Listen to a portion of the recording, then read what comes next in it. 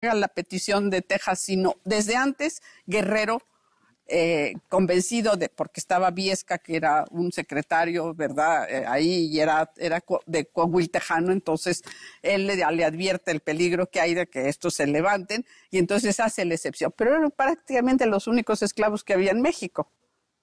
Yo creo que el problema está un poco antes, Raúl, porque en el Congreso Constituyente de 24 se discute la cuestión de la esclavitud. Todos estaban por la esclavitud, pero me parece que son Ramos Arizpe y el padre Mier que empiezan a discutir qué es más importante, la propiedad, porque después de todo los esclavos eran propiedad, o la libertad.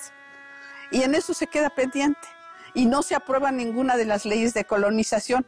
Pero hay más importante con la esclavitud, es la Constitución de Coahuila, Texas. Ellos quieren también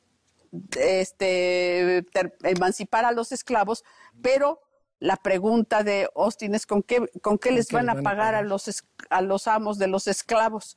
Entonces, como nadie tenía dinero, entonces lo que dice la cláusula 7 es que en Texas, en Coahuila, Texas, nadie nace esclavo. Lo que significa que eventualmente no habrá esclavos. Esa es una cosa importante.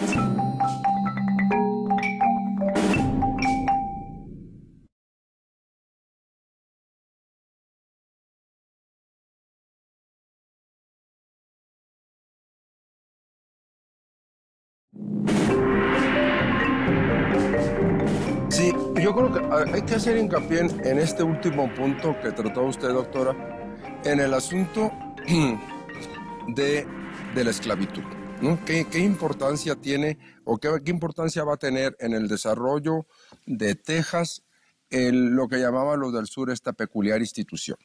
Pero hay más importante con la esclavitud, es la Constitución de Coahuila, Texas.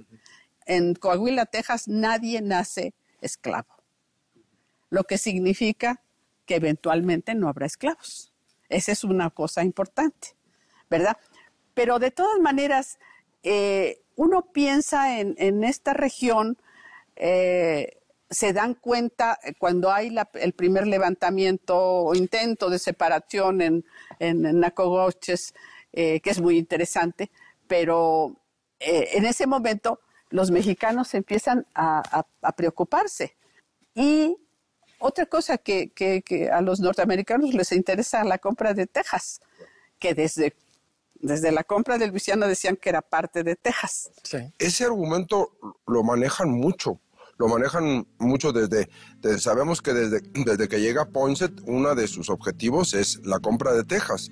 Lo que me sorprende a mí viendo un poquito en el mediano plazo es cómo siguen manejando ya cuando la República de Texas independiente, cómo es algo que están machacando de que por alguna mala interpretación del Tratado de 1819 cedimos Texas, dicen los políticos norteamericanos, es el argumento de muchos de ellos, de que fue una mala interpretación o que fue una cesión o que fue indebidamente cedido. Bueno, creo que aquí también juega mucho algo que ellos quieren interpretar, que el Tratado Transcontinental incluía Texas, lo cual es imposible. Es imposible, pero le sirve como una parte del discurso, ¿no? Como una parte del discurso para con todo el desarrollo que tiene la prensa norteamericana, sobre todo la de ciertas ciudades, este discurso así machacón a veces es parte de la propaganda. Hubo cierto sector del público norteamericano que no aceptó el tratado transcontinental, ¿sí? Porque para ellos traicionó a los Estados Unidos Adams, ¿sí? En negociar devolver, porque era de ellos, devolver a España lo que es Texas y Nuevo México. Entonces, al no aceptarlo, hubieron varias expediciones filibusteras, las dos de James Long. Sí.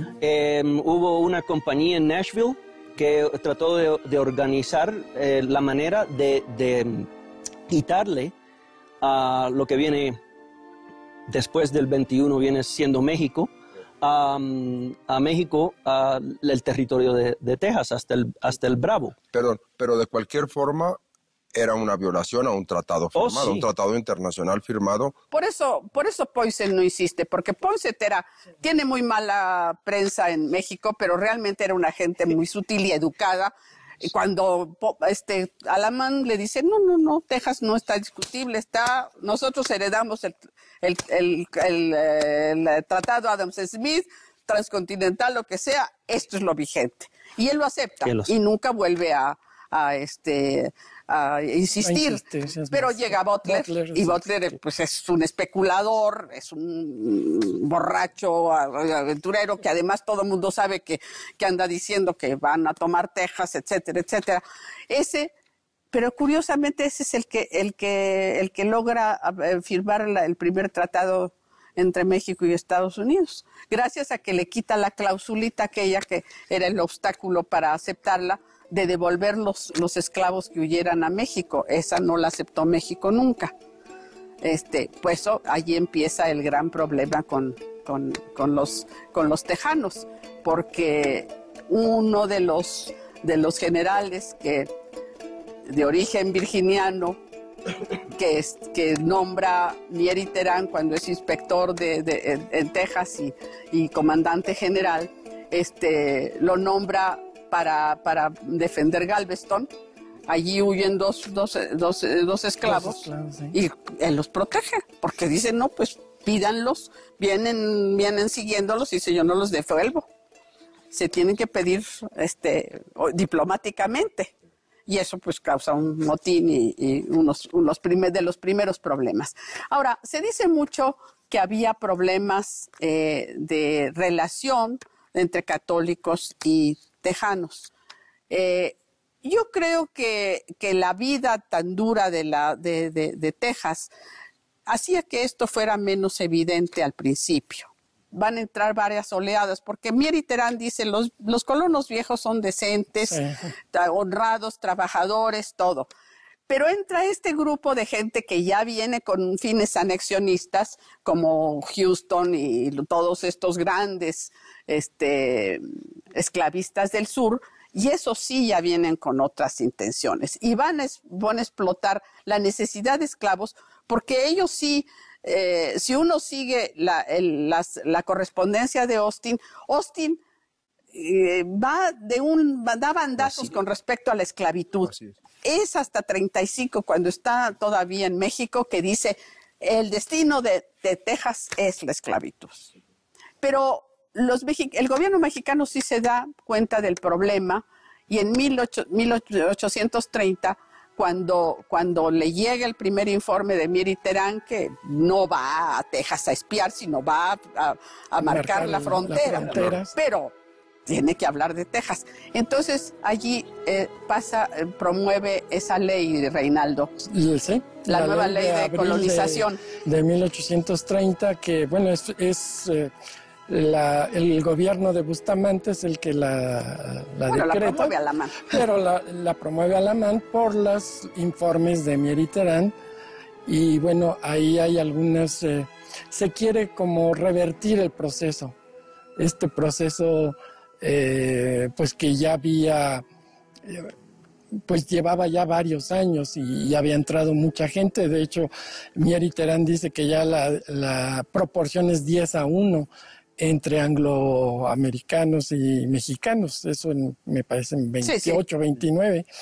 Entonces, esta ley lo que hace es quitarle a los estados todo el proceso de la colonización, que pase al gobierno federal. Luego prohíbe la colonización de los países limítrofes, en este caso